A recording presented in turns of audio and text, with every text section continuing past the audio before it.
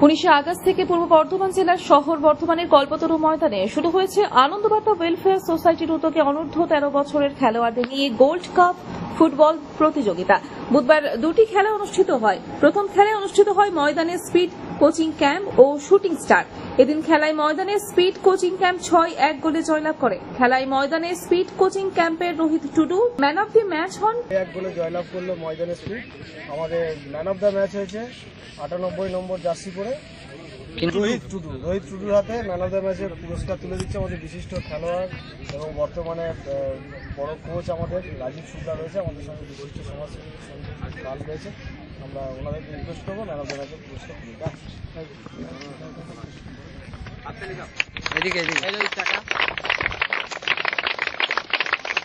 দ্বিতীয় খেলায় মুখোমুখি হয় মোহনবাগান কোচিং ক্যাম্প ও রেনেসা কোচিং ক্যাম্প। খেলায় 4-1 গোলে জয়লাভ করে মোহনবাগান কোচিং ক্যাম্প।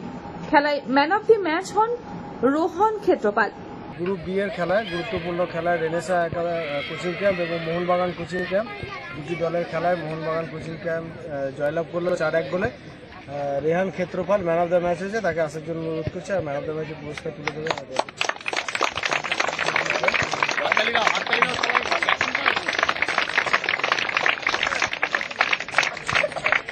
খেলা শেষে রেনেসা কোচিং ক্যাম্পের পক্ষ থেকে অভিযোগ জানানো হয় কিছু অবৈধ ব্যাপারে। পরে আনন্দবার্তা ওই বিষয়ে তদন্ত করে দেখে যে অভিযোগের সত্যতা রয়েছে।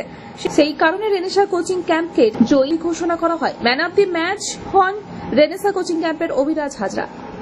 রেনেসার যে খেলা ছিল সেখানে খেলাতে মোহনবাগান জয়লাভ করেছিল 4-1 গোলে, কিন্তু অবৈধভাবে টুর্নামেন্টের যে নিয়ম সেই নিয়ম বহির্ভূতভাবে তারা খেলা খেলেছে। সেই কারণে আমরা আজকে এবং সেই যে নিয়মের বাইরে তারা খেলেছে সেটা প্রমাণিত হয়েছে এবং তার জন্য আজকে রেনেসাকে আমরা জয়ী করলাম এবং রেনেসার 3 পয়েন্ট এবং 2 গোল পেল এবং রেনেসার হয়ে ম্যান অফ দ্য ম্যাচ হলো আমাদের 6 নম্বর জার্সি পরে অভিরাজ আমাদের আজকে ম্যান অফ দ্য ম্যাচ হলো। তার পুরস্কারটা আমরা পরে দিয়ে দেবো। আয়োজিত যে বেবি গোল্ড কাপ চলছে তাতে আমরা আজকে 4-1 গোলে হেরেছি এবং আমাদের টিম নিজেরা টেকনিক্যাল ফল্টের জন্য হেরেছে এবং অন্য টিম যারা জিতেছিল তাদেরকে আমরা আমাদের টিমের পক্ষ থেকে কনগ্রাচুলেশন জানাই। কিন্তু নিয়ম অনুযায়ী আনন্দবার্তার যারা কর্ণধার এবং স্পেশালি আমি রাজীব দাকে বলবো, তারা যেভাবে পুরো টুর্নামেন্টটাকে স্বচ্ছতা রেখে এবং তারা ইনস্ট্যান্ট আমাদের অভিযোগ পেয়ে তারা যে তাদের স্টেপ নিয়েছে এবং অন্য টিমকে সাসপেন্ড করেছে এবং পয়েন্ট ডিস্ট্রিবিউট করেছে, আমার মনে হয় বর্ধমান জেলায় এই ধরনের কাজকর্ম বা দৃষ্টান্ত যেন আর কেউ না দেখায়। এটা বাচ্চাদের খেলা, সততার সাথে খেলুক, ফুটবল খেলে জিতুক। এবং আমি আমাদের রেনেসা স্পোর্টিং ইউনাইটেড পক্ষ থেকে রাজীব দাকে এবং তার কর্মকর্তা যারা আছে তাদের প্রত্যেককে ধন্যবাদ জানাবো। দেখো, প্রথম কথা এই যে আনন্দবার্তার এই উদ্যোগটা যথেষ্ট কুর্নিশ এবং বর্ধমানের বুকে আমার মনে হয় প্রথম এই উদ্যোগ এবং আশা করি এখান থেকে যা প্রতিভা দেখছি এই প্রতিভা আগামী দিনে ইন্ডিয়া তথা ভারত বা আমাদের পুরো এই জেলার নাম অনেকটাই আগে নিয়ে যাবে। যেগুলো আমরা যেটুকুনি খেলেছি আমরা চাই যে এরকম ধরনের খেলা যেন আরও হোক এবং আরও প্রতিভা যেন কলকাতা তথা গোটা ভারতবর্ষের যেন উঠে আসে।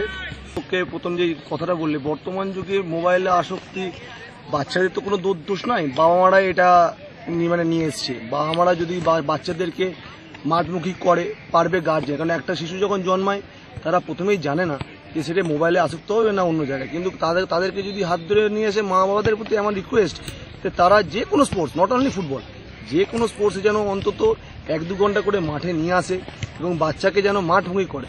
তাতেই দেখবে যে মোবাইলের প্রতি আস্তে আস্তে ন্যাকটার থেকে চলে গিয়ে মাঠের প্রতি যে কোনো খেলাধুলার প্রতি তারা আগ্রহী প্রকাশ করছে। পূর্ব বর্ধমান থেকে তন্ময় ঘোষের রিপোর্ট, আনন্দবার্তা।